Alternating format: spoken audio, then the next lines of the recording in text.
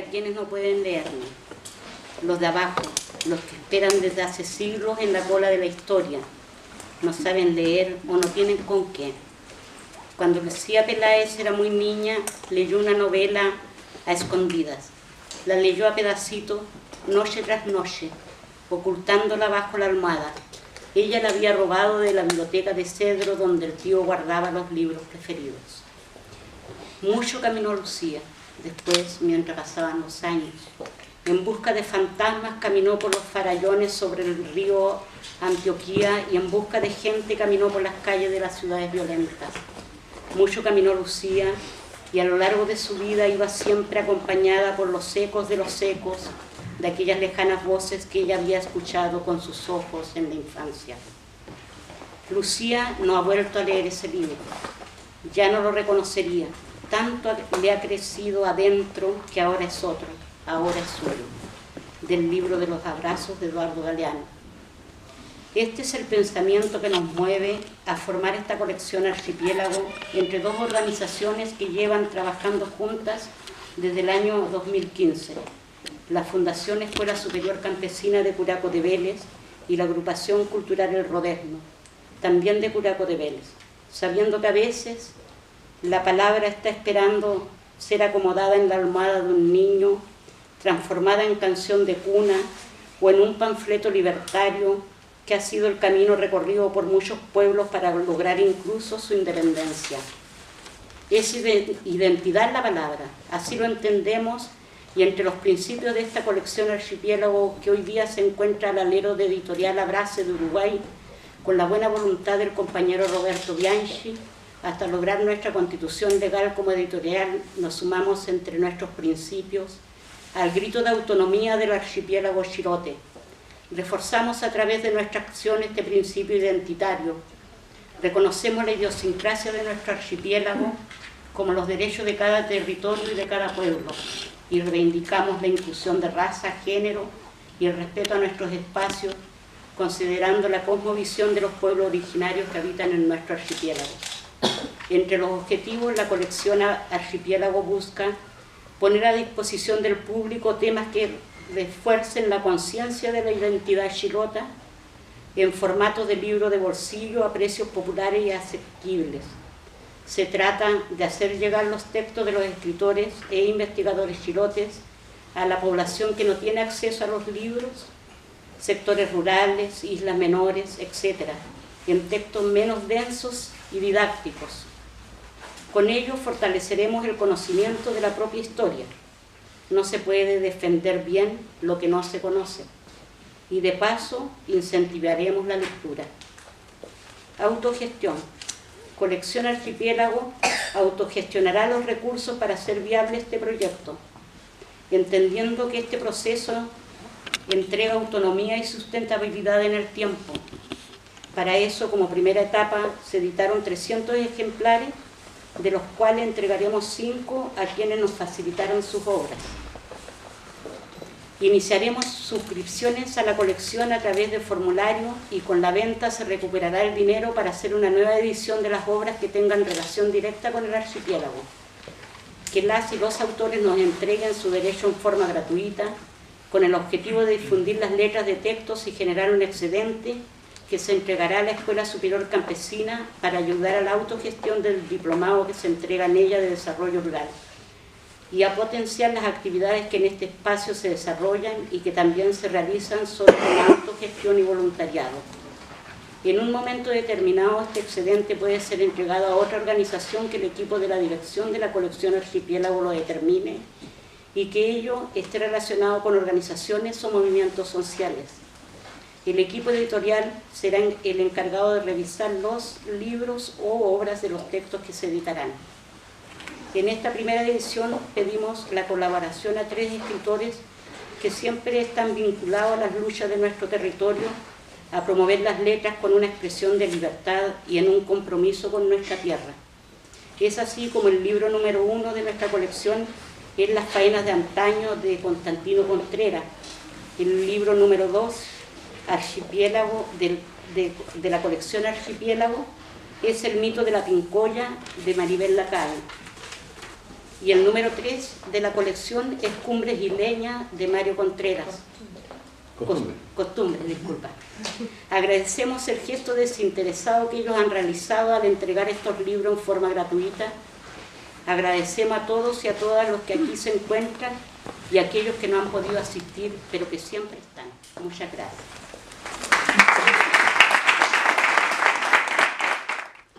En esta investigación precisamente partimos analizando los testimonios de gentes que provenían de localidades variadas de la Isla Grande y de las islas menores del interior. Entonces he seleccionado de ese largo texto, que comprendió también el estudio de la oralidad con referencia a los mitos tradicionales de Chiloé. Y esta fue una segunda parte del estudio. Se refirió específicamente a actividades agrícolas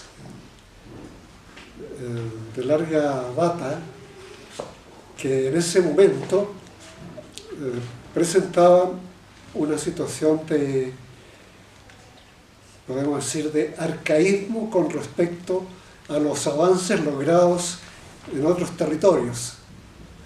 Entonces son miradas a ciertas faenas que fueron quedando en el tiempo desplazadas por nuevas situaciones, especialmente por situaciones de mayor tecnología. Las faenas que yo seleccioné son cuatro que corresponden a trabajos que ahora reaparecen solamente en las fiestas costumbristas, cuando se actualizan por razones de divulgación de un pasado y despertar el atractivo turístico. Pero entonces, hace 50 años, eran faenas que estaban todavía en vigencia, signo de lo arcaico, de lo que venía quedando desplazado por otros avances. En esa época la navegación era en lanchas veleras. Ese aspecto no lo toqué en este trabajo, porque necesariamente tenía que seleccionar determinadas faenas, pero la actividad marítima fue sustancialmente reemplazada por el auge de la navegación motorizada. Ese es un gran avance que se logró en los años siguientes, ¿no? Así también en las faenas relativas al campo ha habido bastantes cambios. Ustedes van a notar. La primera faena a la cual me refiero es una faena tradicional que tiene que ver con el cultivo de la papa. Como sabemos, en el pasado y hasta la actualidad todavía la papa sigue siendo un elemento sustancial de la vida del pueblo chilote. Pero, ¿de dónde arrancan estos cultivos de la papa? De los pueblos originarios, y principalmente se nota aquí en este texto inicial que se refiere a la Voltea Luma, la influencia del mundo incaico, porque los incas cultivaban la papa, entre otros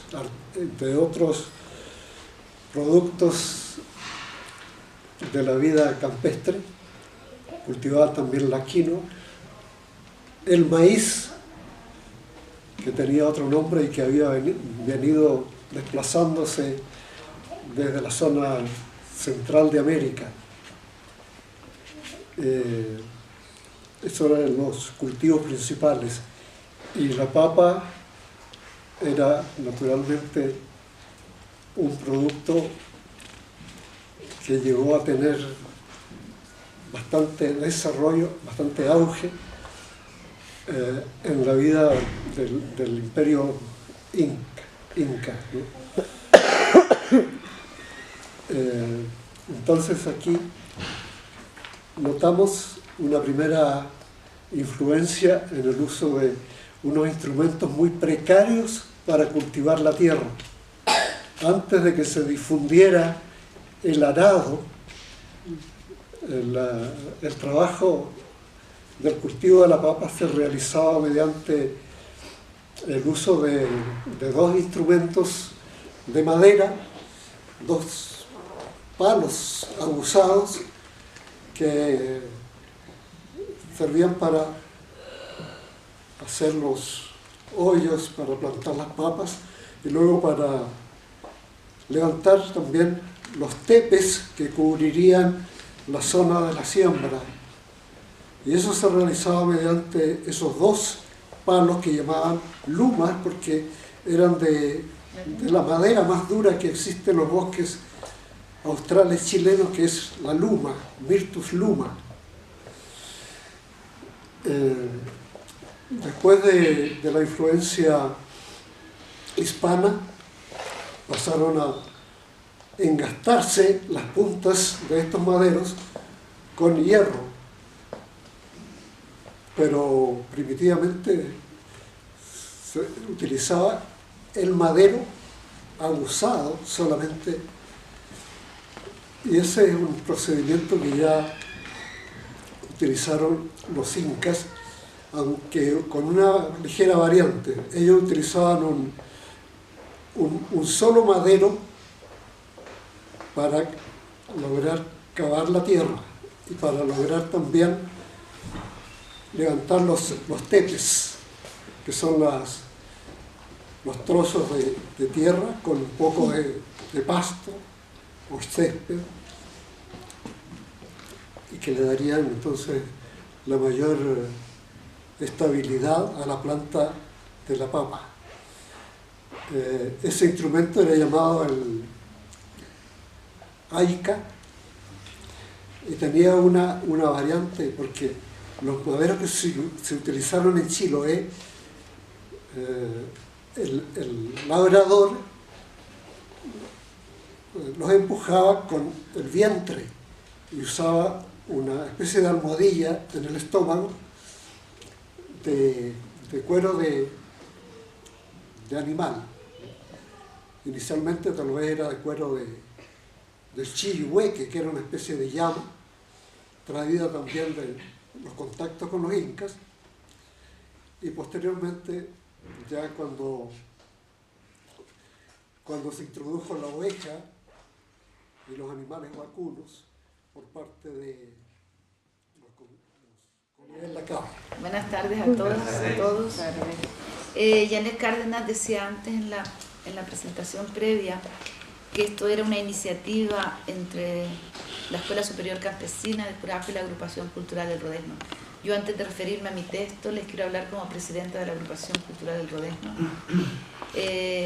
Nosotros funcionamos desde el año 2008, y desde que la Escuela Superior Campesina empezó sus actividades, hemos estado desde el primer día colaborando con ellos en todo lo que es la parte cultural que ellos desarrollan. Así hemos hecho exposiciones, hemos hecho encuentros. Se hizo una campaña muy linda que eran 1000 libros para una escuela campesina, que hoy es una realidad y que pronto va a estar abierta a la comunidad de Curacao. En febrero hicimos un encuentro internacional de escritores que desgraciadamente los medios de comunicación no cubrieron, porque fue un encuentro insólito en Chiloé, muy importante, donde vinieron escritores de muchos países americanos, africanos, y donde se presentaron 22 libros, donde se leyeron más de 20 ponencias, donde hubieron casi 4 días de recitales continuados. Lamentablemente eso no llega a la gente porque los medios de comunicación no lo consideran importante. Entonces eso también se hizo por una iniciativa conjunta entre la Escuela Superior Campesina y la Agrupación El Rodezno. y también estamos en esta nueva iniciativa de la que nos sentimos muy orgullosos y de la que estamos muy esperanzados. Tenemos puesto todo nuestro entusiasmo en esta colección, porque como ya decía antes, queremos que esta colección llegue a los sitios donde normalmente no llegan los libros. Queremos que lleguen a todos los sectores rurales, que lleguen a las islas menores, y queremos poder a través de ellos reflexionar junto con todo el pueblo chilote sobre los temas que nos afectan. Y ahora paso al texto. El texto se llama El mito de la pincoya y no es una investigación solamente una investigación sobre el mito de la pincoya, sino que yo lo que he hecho es apuntar una hipótesis nueva sobre el origen del mito de la pincoya y pretendiendo abrir una pequeña puerta para que los investigadores puedan profundizar en esa hipótesis de trabajo, ¿no? Entonces, bueno, me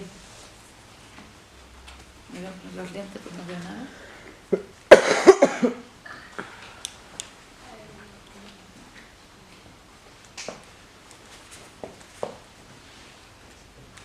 Bueno, los mitos siempre tienen algún tipo de afianzamiento en la realidad. Nacen de una realidad antigua, de una realidad sagrada para un pueblo, pero siempre tienen un cierto asentamiento en la realidad. Hasta ahora las versiones que teníamos del mito de la pincoya, la primera versión la recoge, a ver si me encuentro dónde lo puse. La primera versión la recoge el padre Segismundo Well, creo que en 1790, y él recoge un mito sobre la creación del lago Cucao. Y él habla de esta mujer. En ningún momento dice que se llama Pincoya, él la llama Cucao a ella, ¿no? Y explica cómo se creó el lago y habla del Millalobo y demás. Pero en ningún momento dice que esa sea la Pincoya. Esa es la primera versión que tenemos, la primera vez que aparece por escrito, recogido el mito de la Pincoya, aún con otro nombre. De ahí varios estudiosos recogieron la historia del mito de la creación del lago Cucao y empezaron a llamarla Pincoya. ¿Y por qué empezaron a llamarla Pincoya? Porque sí que había unos relatos orales, sí que había una memoria de una Pincoya, que no venía precisamente del lago Cucao. Los primeros navegantes europeos y posteriormente los religiosos, los misioneros jesuitas, cuando empiezan a incursionar en aguas del sur, se encuentran con la población chona. Y se encuentran con la población chona y recogen en sus escritos numerosas descripciones del mundo chono, de su cultura, incluso de su descripción física. Como todos sabemos, supongo, los chonos eran un pueblo canoero, nómada, que habitaba entre los archipiélagos de Huayteca y Chono, y que ya poblaban Chiloé antes de la llegada de los huilliches y de los españoles. Como eran nómadas, no tenían asentamientos determinados, y muchos de estos navegantes, cuando describen la vida de los chonos que ellos ven, los sitúan siempre en el mar.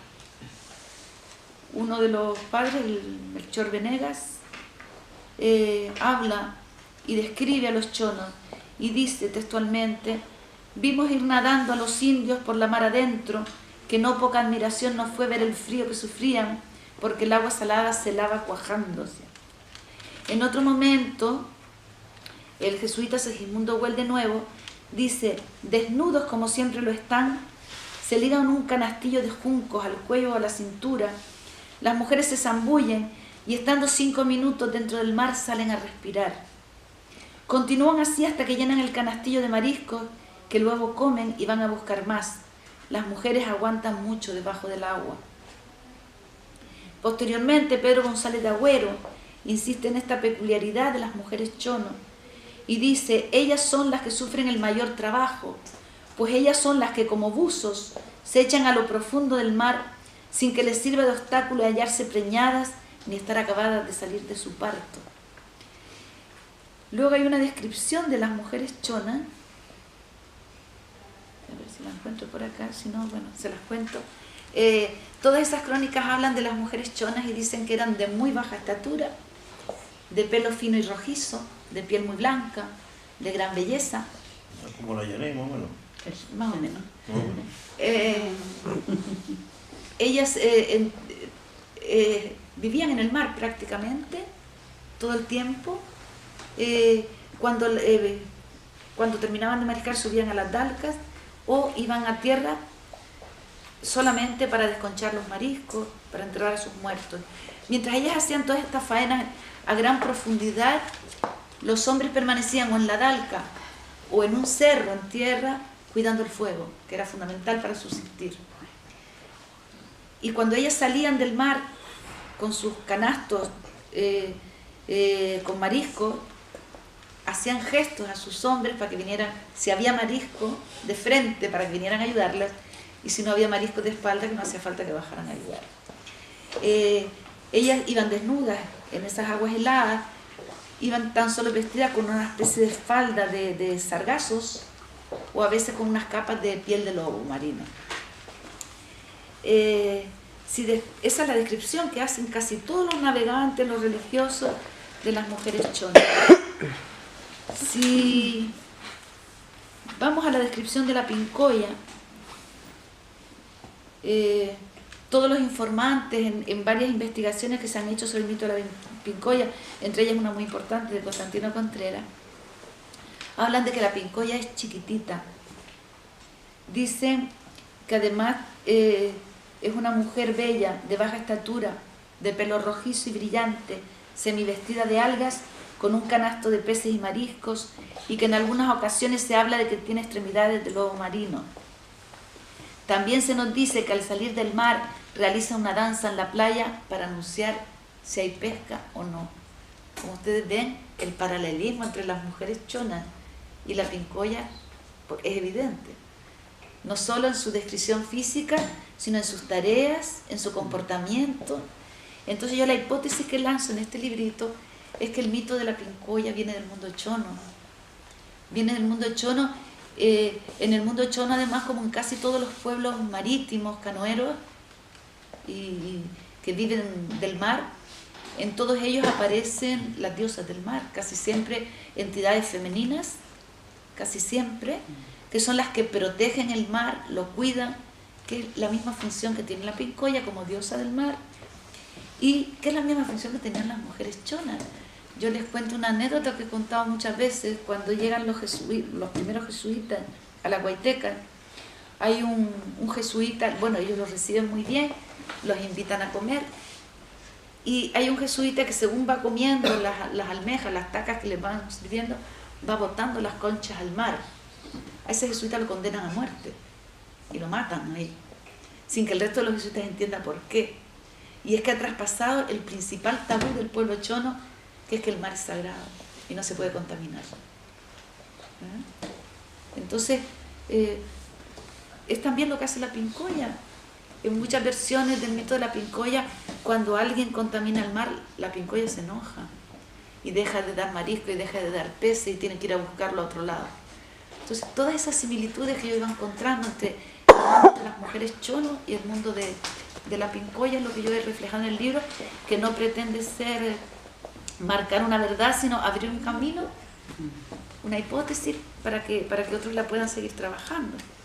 Y luego al final yo hablo de dónde viene el nombre de la pincoya, de dónde puede surgir. Y yo digo que podría tener su origen en las ceremonias que se hacían para solicitar los favores de fertilidad al mar. Son ceremonias del mar que todavía hace, por ejemplo, Domitila Cuyún, ¿no? Las maestras de paz. Entonces, los maestros de paz en la zona huilliche de Osorno, sobre todo en San Juan de la Costa, llaman Ñempín al espíritu que protector, ¿no?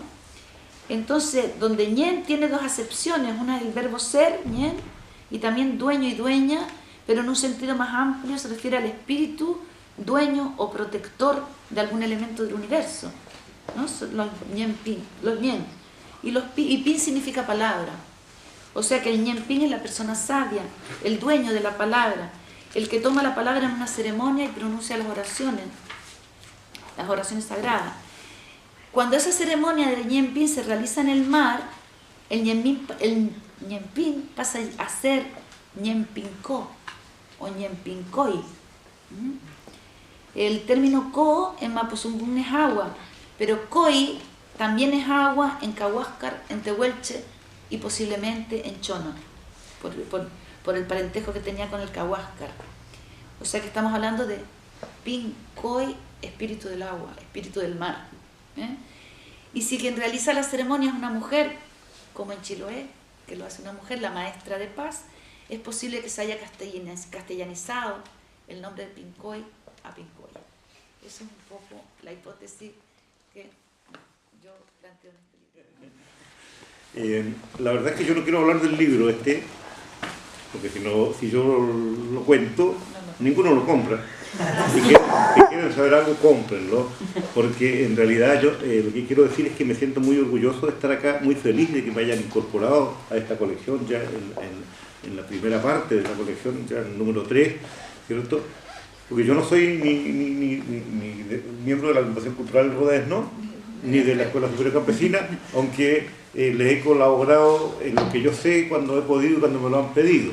Y soy amigo de todos ellos, en todo caso, y siento como mío el trabajo que ellos están haciendo, porque están haciendo un trabajo que si todos lo conocieran en profundidad, todos lo envidiarían y querrían sumarse a este trabajo tan lindo, tan hermoso, de reconstruir nuestro pasado y de reconstruir nuestras costumbres, de volver a la tierra, de volver al conocimiento que obtuvimos quienes nacimos. Yo no nací acá, nací en Coyhaique, pero estoy desde los 7 años y medio de edad aquí en Chiloé y tengo 71 ya este año. Entonces, creo que soy chilote, ya. Así que te faltan 50 años, Tamayo.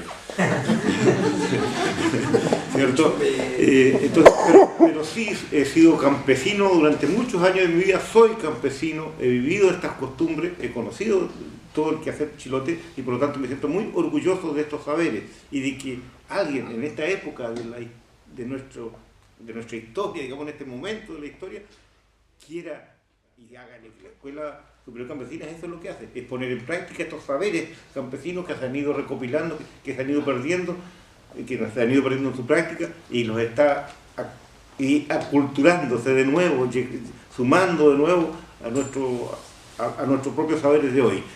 Entonces no puedo menos que sentirme orgulloso y agradecido de estar acá esta tarde.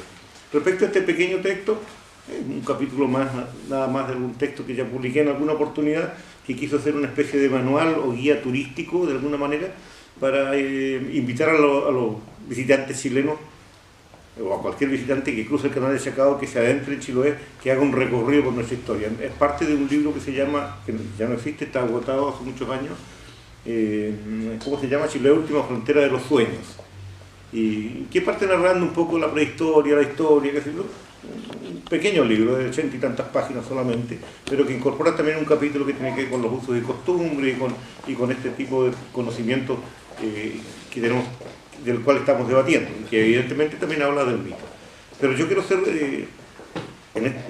y eso es lo que pretendo en alguna parte, porque en este texto que aquí se ha incorporado, también hay un capítulo que tiene que ver con está constituido por 3 capítulos en realidad, pero uno de los capítulos habla también de los mitos y las creencias del pueblo chilote. Y yo quiero ser un desconstructor de la historia, porque yo soy súper incrédulo respecto a este tema, por una formación particular y probablemente mía, no por la academia. No le creo mucho a la academia en realidad, no le creo mucho a los científicos. Yo creo en Dios, y Dios es el hacedor de todo y punto. Entonces, y en eso soy cerrado, soy dogmático, soy ciego, no tengo esas orejeras que le ponen a los caballos y no veo. Entonces, la verdad es que tengo mis prejuicios respecto a los mitos, pero las explico acá y en todo caso doy honradamente cuenta de cómo se entiende el mito de Chiloé y qué labor cumple cada uno de los personajes que aparecen en nuestro mito. Y sé que la gran parte de la mitología que tenemos nosotros como propia hoy día y que se le vende a los turistas, sobre todo en las fiestas costumbristas, es la mitología que nos trajeron los españoles, lamentablemente. que nosotros las agarramos como propias, las transfiguramos, las agregamos un poquito más, le colocamos color, que se yo las mezclamos, ¿cierto? Las hibridizamos y después se las vendemos a los mismos españoles de nuevo como que fueran originales. Entonces, pero todo eso está acá. Si ustedes no compran el libro no van a poder compartir este conocimiento. Así que yo dejo hasta acá porque... Se me acercó este caballero y me comentó que esto que yo voy a tocarles ahora lo tocaba una tía de él en acordeón, que no podía ver. El caballero era de Curaco de Vélez, porque lo van a conocer, después conversamos, se llama el Guatamargo.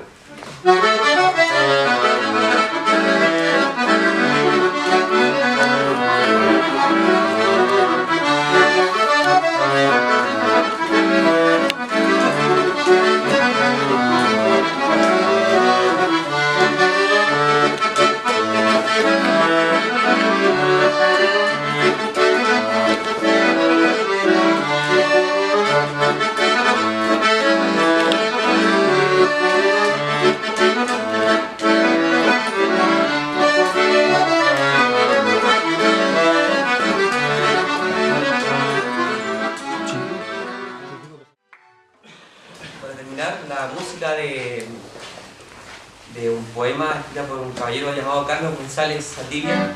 El tema se llama Curaco de Vélez.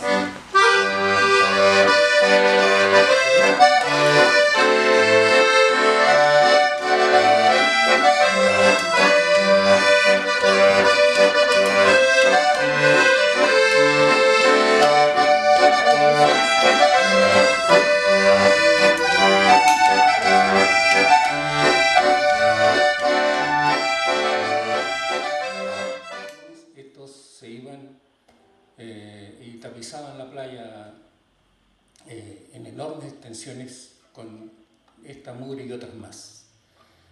Entonces yo escribí esta canción, se llama Desagravio, desde el desastre ambiental del año 2016. En verdad entendí que no es solo la isla de Cailín, es todo nuestro archipiélago, así que en vez de Cailín la canto por Chiloé.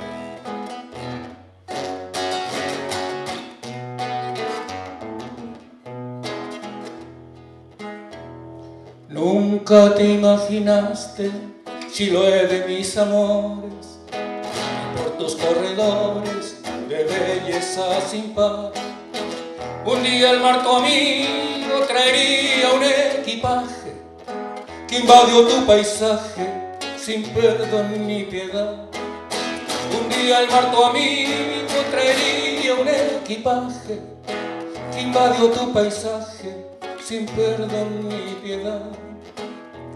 Con impotencia y pena tus costas recibieron todos los desperdicios que al mar van a parar. Miles de bolsas plásticas, desechos industriales, llegaron a raudales con mugre y fealdad. Miles de bolsas plásticas, desechos industriales, llegaron a raudales con mugre y fealdad. Por todos los lugares de esta tierra encantada, donde la vida puso su hermosa pincelada, en nombre del progreso y la santa economía, se va muriendo el alma, la paz y la alegría. En nombre del progreso y la santa economía, se va muriendo el alma, la paz y la alegría. Evocará sin duda los tiempos ya pasados, cuando a tus ensenadas arriba van cansados navegantes chilotes, capeando tempestades, esperando bonanza luego de un largo viaje. Navegantes chilotes, capeando tempestades, esperando bonanza luego de un largo viaje. El viento enfurecido sopla y sopla más fuerte, parece que quisiera